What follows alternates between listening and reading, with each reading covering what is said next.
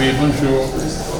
Après le Sénégal, à la fin de janvier 2023, vous concluez une visite du travail au Ghana et en Côte d'Ivoire ce mois de février. Alors, monsieur le directeur général Gilbert Hugo, pourquoi ces visites et quel constat avez-vous fait sur le terrain? Pourquoi cette visite? D'abord, merci de me recevoir. Vous savez, durant la campagne, j'ai insisté sur le fait que l'une des dimensions, pas la seule, mais l'une des dimensions importantes pour le PIT dans le futur, c'est de marquer sa différence sur le terrain. L'appui que nous apportons aux communautés, aux travailleurs, aux petites entreprises sur le terrain. C'est dans ce cadre-là qu'il faut comprendre ces visites au Sénégal, au Ghana et en Côte d'Ivoire.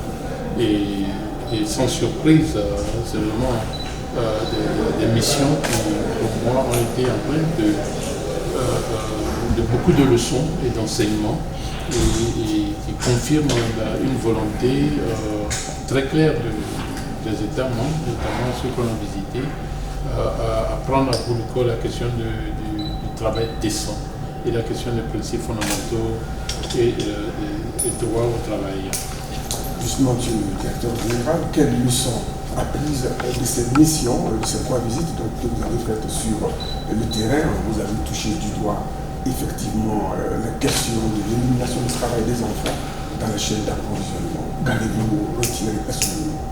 Non, écoutez, il est bien évident que nos États membres sont très conscients et personne ne cherche à avoir des enfants qui sont beaucoup plus au travail plutôt que d'être sur les bancs d'école ou sur les terrains de jeu. Donc ce que nous avons constaté, c'est une appropriation et une volonté politique de continuer une lutte. Au fait, il y a déjà des améliorations au fil des années. Elles ne sont pas venues ici parce qu'il y avait spécialement des problèmes vraiment outre mesure. Mais l'objectif de la mission, c'est surtout de dialoguer avec les autorités et de nous assurer que les connaissances réunies pour augmenter justement le côté transactionnel, le côté commerce des chaînes d'approvisionnement, et tout en respectant un minimum de clauses sociales et environnementales. Oui, monsieur le directeur général Gilbert Hugo, on le sait bien, vous avez appelé à une coalition mondiale pour la justice sociale. Pourquoi c'est nécessaire? Écoutez, lorsque nous voyons l'évolution du monde aujourd'hui, il y a un potentiel, et c'est même plus un potentiel, une réalité, c'est vraiment l'essor technologique, l'essor scientifique et des possibilités économiques, de croissance économique énormes. Et en même temps, nous savons que tout ceci va plus dans les poches de peut-être 10-15% de la population mondiale. Et de l'autre côté, les populations qui sont au bas de l'échelle, je peux me permettre cette expression, continuent à tirer de la langue, continuent à avoir nous avons quand même 4 milliards d'individus qui n'ont aucune protection sociale. Nous avons 214 millions au monde de gens qui travaillent, mais en même temps n'arrivent pas à payer leurs factures. Et donc, nous pensons qu'il nous faut élever le débat là-dessus, en créant cette coalition et en se demandant ce que chacun doit faire pour contribuer à une meilleure justice sociale de par le monde. Alors, juste une petite question, monsieur le DG. Vous étiez sur le terrain hier dans une plantation, vous avez également participé au lancement de l'enrôlement des femmes à la protection sociale. Alors, pour vous, la protection sociale, c'est vraiment nécessaire, c'est le nœud de la lutte contre le travail des enfants? Non, la protection sociale, pour moi, ça doit même être un droit, en fait, quand on y pense. Il est inacceptable qu'aujourd'hui, en 2023, que cette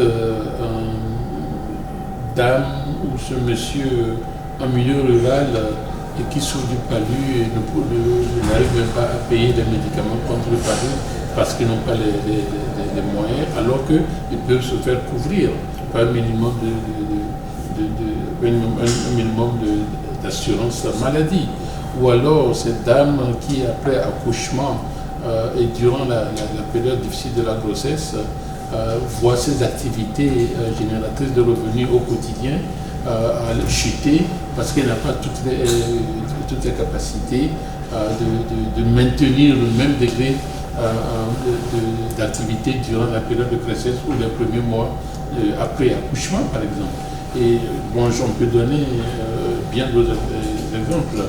Les personnes âgées qui parfois n'ont aucune retraite et là-dessus.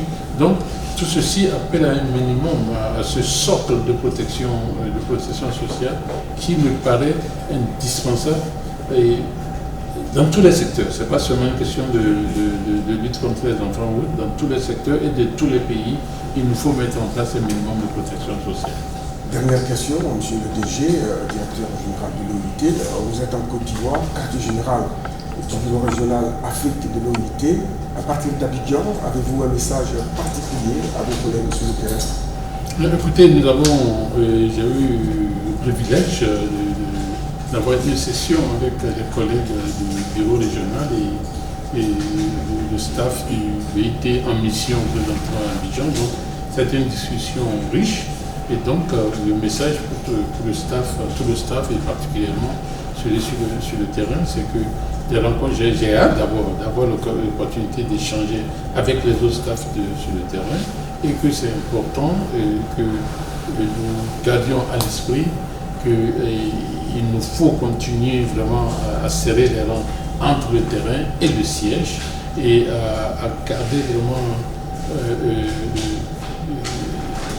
le focus sur les priorités de l'heure.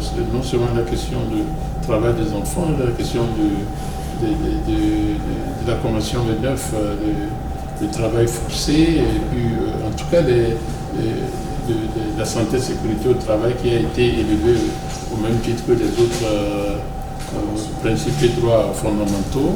Et tout cela, il faut pousser cet agenda, incluant non seulement les chaînes d'approvisionnement, mais aussi l'économie digitale,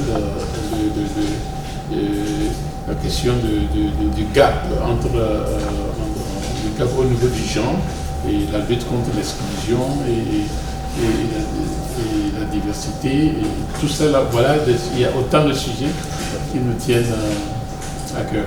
Finalement, vous repartez d'Abidjan avec quel sentiment? Insatisfait, je suis très satisfait de cette mission et au Ghana et en Côte d'Ivoire.